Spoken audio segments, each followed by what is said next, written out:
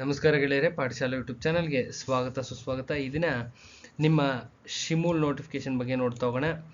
Plus ನೋಟ್ಸಸ್ available ಇರ್ತಕ್ಕಂಥದ್ದು, plus banking ಇಂಟರ್ವ್ಯೂಗೆ notes available ಇದೆ. ನಿಮ್ಮ ರಾಯಚೂರು DCC ಬ್ಯಾಂಕ್ಗೆ ನೋಟ್ಸ್ ಅವೈಲಬಲ್ ಇದೆ. ಇದೆಲ್ಲ ಮಾಹಿತಿ ನೋಡ್ತಾ ಹೋಗೋಣ.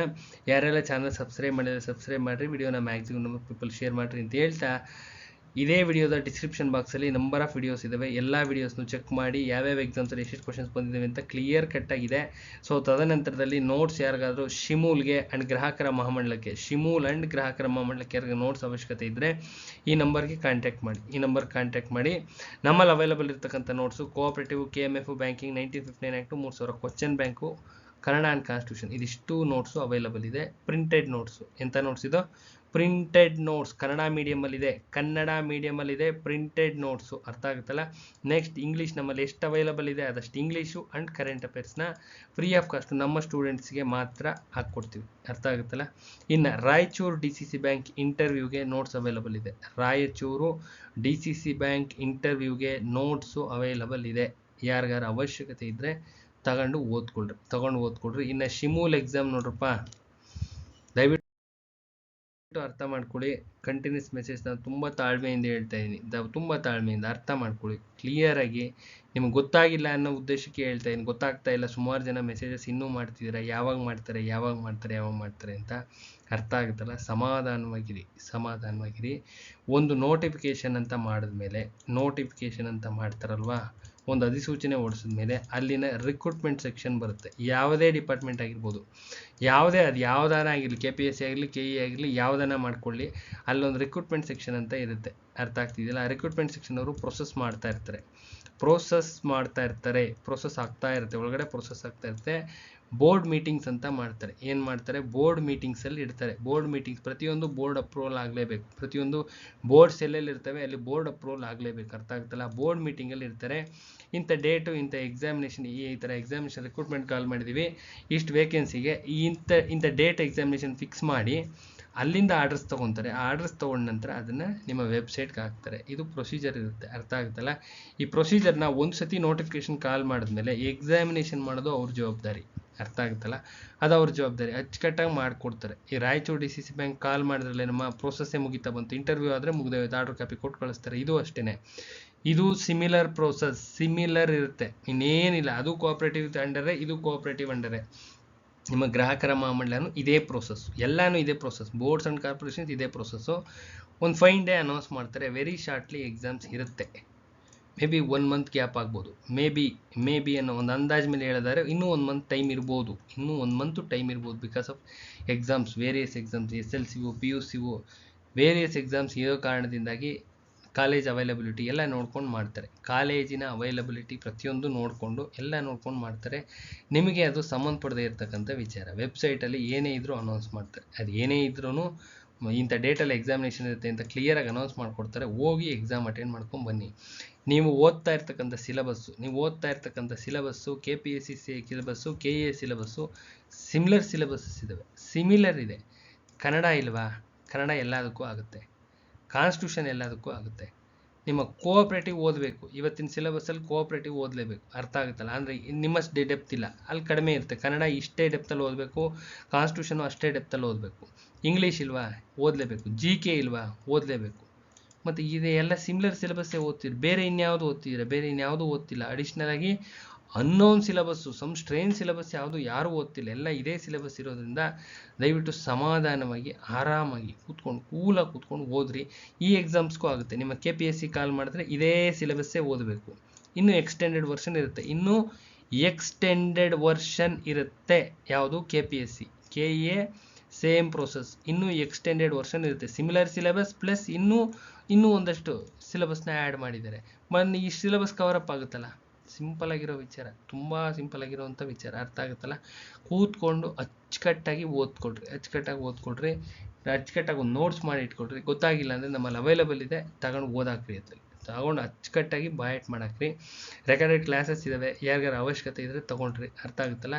ಇನ್ನು ರಾಯಚೂರು DCC ಬ್ಯಾಂಕ್ ಇಂಟರ್ವ್ಯೂಗೆ ಏನು ಓದಬೇಕು ಅಂತ ಮತ್ತೆ ಎಲ್ಲ ವಿಡಿಯೋ ಮಾಡಿ ಹಾಕಿದ್ದೀವಿ. ಮತ್ತೆ ಅದೇ ಕ್ವಶನ್ಸ್ ಕೇಳ್ತಾ ಇದ್ದೀರಾ. ಇಂಟರ್ವ್ಯೂ ನೋಡಪ್ಪ, ಅಚ್ಚುಕಟ್ಟಾಗಿ ಇಂಟರ್ವ್ಯೂನಲ್ಲಿ ಕೋಆಪರೇಟಿವ್ ಓದಬೇಕಪ್ಪ. ಸರಿನಾ? ಬ್ಯಾಂಕಿಂಗ್ ಓದಬೇಕಾ, ನೀವು ಎಲ್ಲಿಗೆ ಹೋಗ್ತಾ ಇದ್ದೀರಾ, ರಾಯಚೂರು DCC ಬ್ಯಾಂಕ್ ಓದ್ತೀರಾ, ಬ್ಯಾಂಕಿಂಗ್ ಓದಬೇಕು. ಕೋಆಪ್ರೇಟಿವ್ ಓದಬೇಕು, ಬ್ಯಾಂಕಿಂಗ್ ಓದಬೇಕು. 1959 ಆ್ಯಕ್ಟು ಬುಕ್ನ ಯಾಕೆ ಓದಬೇಕು ಅಂತ ಸುಮಾರು ಜನ ಕೇಳ್ತಾ ಇದ್ದೀರಾ. 1959 ಆ್ಯಕ್ಟು ಈ ಬ್ಯಾಂಕಿನ ಬೈಲಾನಪ್ಪ, ಅದು ಬೈಲಾ ಅಂತೇಳಿ ಕರಿತೀವಿ, ಅರ್ಥ ಆಗುತ್ತಲ್ಲ.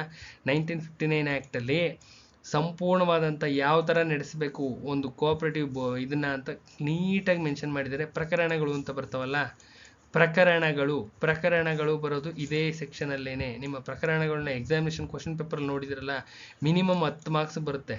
ಯಾವುದೇ ಎಕ್ಸಾಮ್ ತೊಗೊಂಡ್ರು 10 ಮಾರ್ಕ್ಸ್ ಪ್ರಕರಣಗಳನ್ನ ಕೇಳ್ತಾರೆ. ನಿಮ್ಮ ಕೋಆಪ್ರೇಟಿವ್ ಇದರಲ್ಲಿ 10 ಮಾರ್ಕ್ಸ್ ಬರುತ್ತೆ ಪ್ರಕರಣಗಳಿಂದ.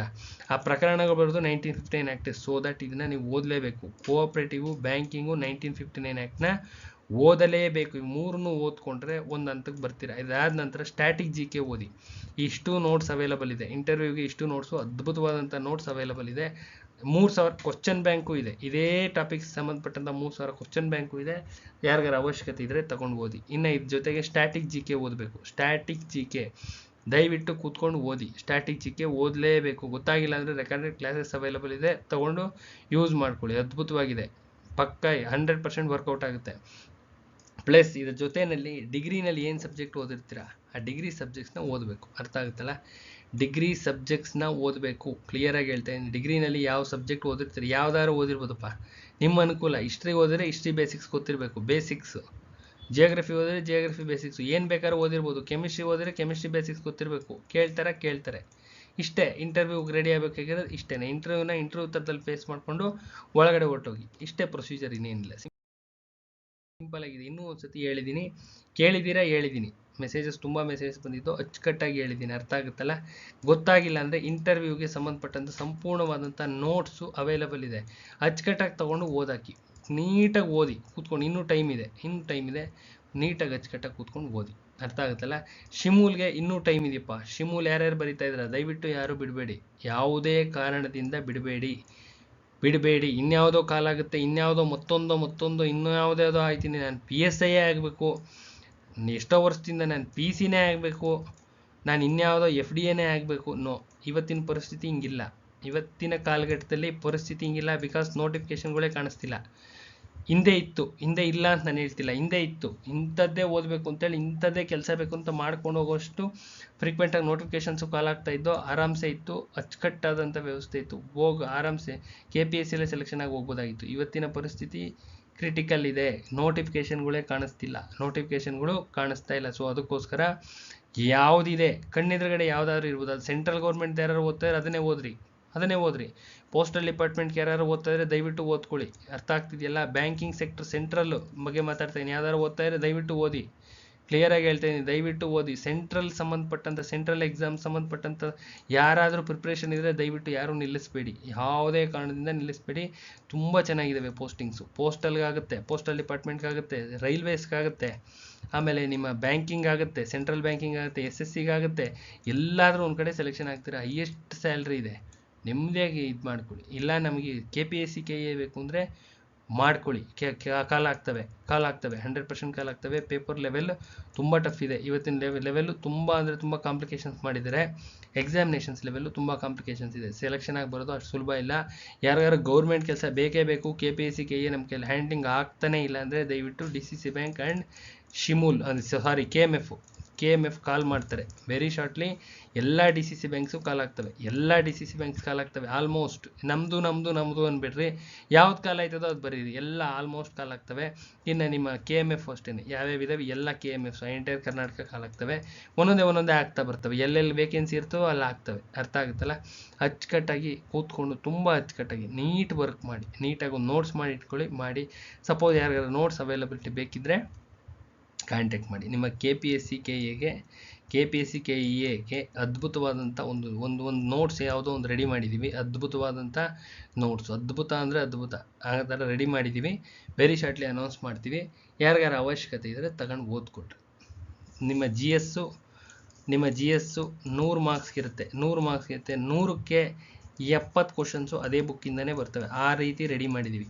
100 ಕ್ವಶನ್ಸ್ಗೆ 70 ಕ್ವಶನ್ಸು ಅದೇ ಬುಕ್ ಏನು ರೆಡಿ ಮಾಡಿದ್ದೀವಿ ಅದೇ ಇದರಿಂದನೇ ಬರ್ತವೆ. 3 ವಾಲ್ಯೂಮ್ಸಲ್ಲಿ ಇರ್ತವೆ. ಅದು ಹೇಳ್ತೀನಿ, ಅದು ಅನೌನ್ಸ್ ಮಾಡಿದಾಗ ಹೇಳ್ತೀನಿ. ಕೂತ್ಕೊಂಡು ಅಚ್ಚುಕಟ್ಟಾಗಿ ಓದ್ಕೊಡ್ರಿ. 100ಕ್ಕೆ 70 ಕ್ವಶನ್ಸು ರೀಚ್ ಆಗೋ ರೀತಿ ಅಂತ ಬುಕ್ ರೆಡಿ ಮಾಡಿದ್ದೀವಿ. ಅದು ಬಿಡ್ತೀವಪ್ಪ ನಿಮ್ಮ KPSC KEಗೆ. ಅಲ್ಲಿವರೆಗೂ ಕೂತ್ಕೊಂಡು ಓದ್ಕೊಳ್ಳಿ ದಯವಿಟ್ಟು. ಒಳ್ಳೇದಾಗಲಿ. ಯಾರ್ಯಾರು ಇಂಟರ್ವ್ಯೂ ರೆಡಿ ಆಗ್ತಾ ಇದ್ದೀರಾ ಅಚ್ಚುಕಟ್ಟಾಗಿ ರೆಡಿ ಆಗಿರಿ, ಯಾವುದೇ ಕಾರಣಕ್ಕೂ ಬಿಡಬೇಡಿ. ಒಳ್ಳೇದಾಗಲಿ. ಸುಮಾರು ಮೆಸೇಜಸ್ ಮಾಡಿದರೆ ಕ್ಲಾರಿಫೈ ಆಗಿದೆ ಅನ್ಕೊತೀನಿ. ಅಚ್ಚುಕಟ್ಟಾಗಿ ಕೂತ್ಕೊಂಡು ಓದ್ಕೊಳ್ಳಿ. ಏನಾದರೂ ಇದ್ದರೆ ಮೆಸೇಜಸ್ ಮಾಡಿ, ರಿಲೆವೆಂಟ್ ಆಗಿದ್ದರೆ ಮಾತ್ರ. ದಯವಿಟ್ಟು ಏನೇನೋ ಮಾಡಬೇಡಿ, ಕೂತ್ಕೊಂಡು ಓದೋ ಕಡೆ ಗಮನ ಕೊಡಿ. ಒಳ್ಳೇದಾಗಲಿ.